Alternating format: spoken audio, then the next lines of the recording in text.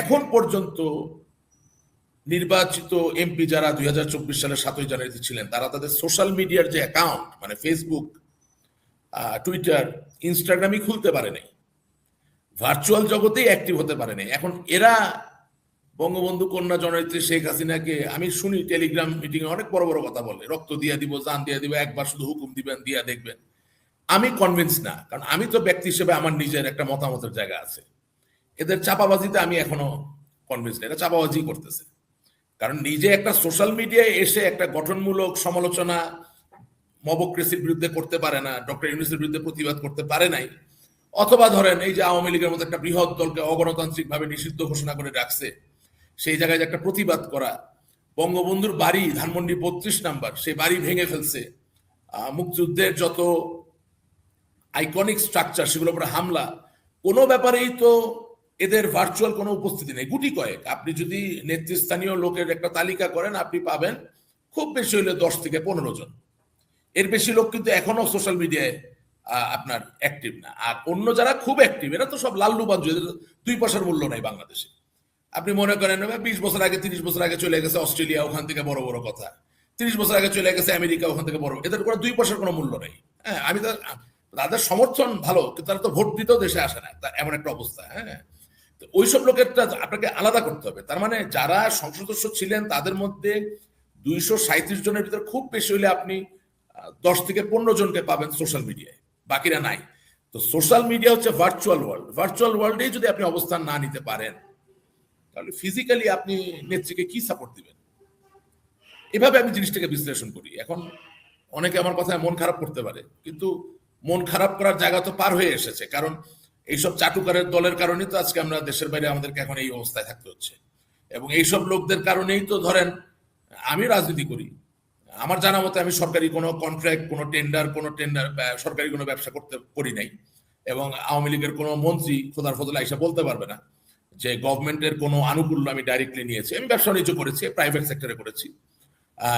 অথচ এখন রাজনীতিবিদরা কোনো কথা বললে কমেন্ট লেখে ফেসবুকে যে তুই চোর, তুই দেশের টাকা, সবাই তো আর চোর না, সবাই তো আর টাকা পাচার করেনি। বাট 17 বছরে পলিটিশিয়ানদের ব্যাপারে দেশের মানুষের ভাবমূর্তি এমন হয়েছে যে আপনি যে ভালো কথাও বলেন, যে নামাজ পড়ার আগে উজু করতে হবে, এটা বললেও লিখবে যে তুই চোর, তুই এত কথা বলস কেন, তুই টাকা পাচার করছিস, তুই এত কথা বলস কেন। This is the situation.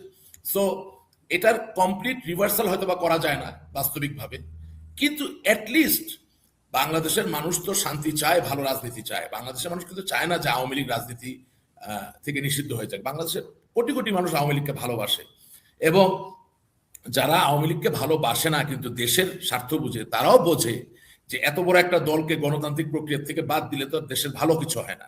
সুতরাং যাদের কারণে আজকে এত বড় বিপর্যয়, সারাদিন শুধু চক্রান্তর গল্প করে এই দুষ্টু লোকগুলোকে যদি আমরা সাথে নিয়ে ফিরে আসার চেষ্টা করি, হয়তো বা ক্ষণিকের জন্য আসতে পারবেন, কিন্তু শেষ পর্যন্ত দেশটা তো থাকবে না।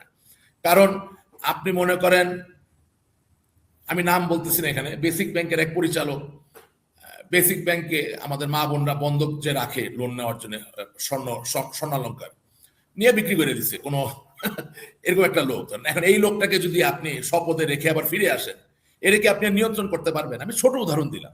এটা কি মহিউদ্দিন খান আলমগীর নাকি? না না না, বেসিক ব্যাংকে তো আর মহিউদ্দিন খান আলমগীর, আমি বললাম যুবলীগের এক নেতা, আমার যুবলীগের এক নেতা। আচ্ছা, আমি নামে যাচ্ছি না, নামে যাবেন না।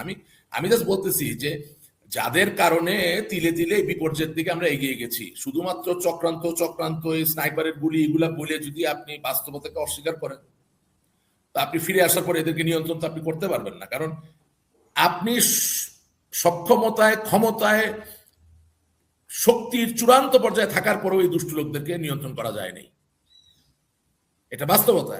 এখন আপনি যদি রিয়েলিটি না মেনে নেন আর এদেরকেই যদি আমরা পুনর্বাসন করার চেষ্টা করি, তাহলে তো কপালে খারাপই ছাড়া আর কিছু নাই। যদি শেখ হাসিনা দেশে ফিরে আসতেই চান, তাহলে ডিসেম্বর কেন? ডিসেম্বর তো আরো 5-6 মাস বাকি। কেন তিনি মানে এখনই আসতেছেন না? বা সেপ্টেম্বর নয় কেন, বা অক্টোবর নয় কেন, বা জানুয়ারি নয় কেন? কেন তিনি শুধু ডিসেম্বর মাসেই তিনি আসতে যাচ্ছেন? না, যারা রাজনীতি করেন তারা তো বোঝেন যে যে কোনো রাজনৈতিক মুভমেন্ট, এই ক্ষেত্রে জননেত্রী শেখ হাসিনা আওয়ামী লীগের সভাপতি হিসেবে দেশে ফিরবেন, এটাও তো একটা পলিটিক্যাল মুভমেন্ট, এটাও একটা রাজনৈতিক মুভমেন্ট, এবং এটার মোমেন্টাম বিল্ড করতে গেলে তো একটা সময় লাগে। আজকে এই মুহূর্তে যদি জননেত্রী শেখ হাসিনা বাংলাদেশে ফিরে আসেন তাহলে নির্ঘাত বিপর্যয়। সুতরাং এটা সময় নিয়েই তো আসতে হবে। হয়তোবা তিনি তার রাজনৈতিক উপদেষ্টা যারা আছেন তাদেরকে নিয়ে চিন্তা ভাবনা করেছেন যে ডিসেম্বরের মধ্যেই আন্তর্জাতিক এবং অভ্যন্তরীণ জায়গায় একটা পলিটিক্যাল মোমেন্টাম তৈরি হবে, যেটা দিয়ে তিনি সদর্পে সগৌরবে বীরের বেশে তিনি বাংলাদেশে ফিরে আসতে পারবেন। কিন্তু অনেকেই বলতেছেন যে সেই বাস্তবতা আসলে কতটুকু তৈরি হয়েছে, কারণ আপনি অবশ্যই আমার সঙ্গে একমত হবেন যে 5ই আগস্ট তিনি তো জীবনের নিরাপত্তার কারণে তো তিনি দেশ ছেড়েছেন, তাই না? এটা তো সত্য, নিরাপত্তার কারণেই, কারণ জি জি সেনাবাহিনী তার নিরাপত্তা নিশ্চিত করতে পারেনি এই কারণে। তো এখন গত 23শে জুন আওয়ামী লীগের প্রতিষ্ঠা বার্ষিকী গেল এবং সেখানে বলা হলো যে সবাইকে আহ্বান জানানো হলো যে মিছিল করার জন্য, মিটিং করার জন্য। কিন্তু দেখা গেছে যে ওই দিন বিএনপি, জামাত, এনসিপি মিলে তারা যেরকম অ্যাকশন নিয়েছে, মানে তারা দাঁড়াতেই পারেনি, এবং তারপরে কিন্তু আমরা আসলে ওইরকম ভাবে দেখিনি যে কোথাও অন্তত খন্ড খন্ড মিছিল করে ফেসবুকে দিতে আমরা দেখিনি, ইদানিং আমরা দেখতেছি না। তো এই কারণেই কি মানে দলকে উজ্জীবিত করার জন্যই শেখ হাসিনা বলতেছেন যে ডিসেম্বর মাসে তিনি ফিরবেন? না, এখানে আরেকটা ইস্যু আছে। মার্কিন যুক্তরাষ্ট্রের নভেম্বর 3 তারিখে মিড টার্ম ইলেকশন হবে, অর্থাৎ সেখানে আপনার হাউস অফ রিপ্রেজেন্টেটিভ মানে কংগ্রেসম্যান যাদেরকে বলা হয় তাদের নির্বাচন আছে এবং ইউএস সিনেটের নির্বাচন আছে। তো আওয়ামী লীগের পক্ষ থেকে হয়তো একটা হিসাব নিকাশ আছে যে মার্কিন যুক্তরাষ্ট্রের রাজনৈতিক যে পট, সেই পটে একটা তাৎপর্যপূর্ণ পরিবর্তন আসবে নভেম্বর 3 তারিখে, এবং সেটাও হয়তো বা সহায়ক হবে জননেত্রী শেখ হাসিনাকে বাংলাদেশে ফিরে আসার ক্ষেত্রে। একটা আন্তর্জাতিক ব্লেসিং বলবো না, মানে একটা সুবাতাস বা আবহাওয়ার ব্যাপার থাকতে পারে, এই ধরনের একটা ব্যাপার থাকতে পারে। কিন্তু আপনি ফিজিক্যাল আসপেক্টে যে কথাগুলো বলছেন তার থেকে আমার কাছে আরো জরুরি বিষয় হচ্ছে আপনি যদি এভাবে বিশ্লেষণে যান যে 2024 সালের 7ই জানুয়ারি একটা সংসদ নির্বাচন হয়েছিল, সেই সংসদ নির্বাচনে আমি যদি ভুল না করে থাকি 224 জন আওয়ামী লীগের সরাসরি এমপি নির্বাচিত হয় এবং 11 জন নির্বাচিত হয় জাতীয় পার্টি থেকে, এবং আওয়ামী লীগের গঠনতন্ত্র অনুযায়ী যারা বিদ্রোহী প্রার্থী, কিন্তু যাদেরকে আমরা স্বতন্ত্র প্রার্থী বলার চেষ্টা করি থাকি, এরকম নির্বাচিত হয় হচ্ছে আপনার 64 জন, অর্থাৎ 64 + 11 is 75। এই 75 জন আপনি ধরে নিতে পারেন আমাদেরই ছিল, এটা তো অন্য পক্ষে ছিল না, মানে পুরা সংসদটাই ছিল আওয়ামী লীগের, এবং তার সাথে আরো 50 জন সংরক্ষিত আসনের নারী সংসদ, তাই না? আপনি খেয়াল করবেন যে 2024 সালের 5ই আগস্টের পরে প্রায় 113 জন, আমার যদি সংখ্যায় ভুল না হয়, 113 জন সদস্য ওই সংসদের তারা জেলে বন্দী অবস্থায় আছেন। তার মানে 350 থেকে যদি আপনি 113 বাদ দিয়ে দেন তাহলে আপনার থাকছে হচ্ছে 237, তাই না? তো 237 জন এমপি কোনো না কোনোভাবে দেশ ছেড়ে পালিয়েছেন বা নিজেকে কোনো না কোনোভাবে সুরক্ষিত অবস্থায় রেখেছেন। এখন এই যে 2 বছর প্রায় পার হয়ে গেল যে উনি বাংলাদেশ আওয়ামী লীগের সভানেত্রী, তার থেকেও বড় কথা তিনি প্রধানমন্ত্রীও ছিলেন।